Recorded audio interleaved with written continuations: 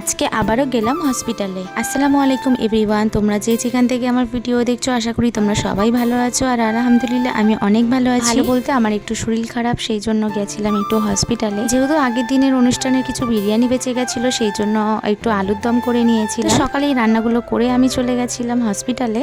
মানে আগেও তো হসপিটালে গেছি, তো রিপোর্ট দেখানোর আজকে ডেট ছিল, সেই জন্য গিয়েছি।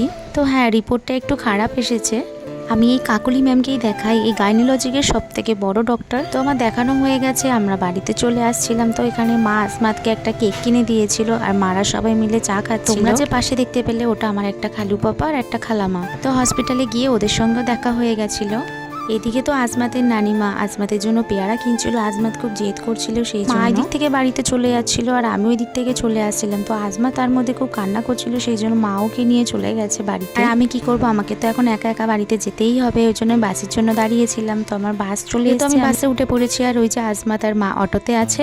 আমি বাড়িতে এসে ঘর মুছে খাওয়া দাওয়া করে নিয়েছি। আর তোমাদের দাদা ভাই কাছ থেকে আসার সময় কিছু খাবার নিয়ে এসেছিল।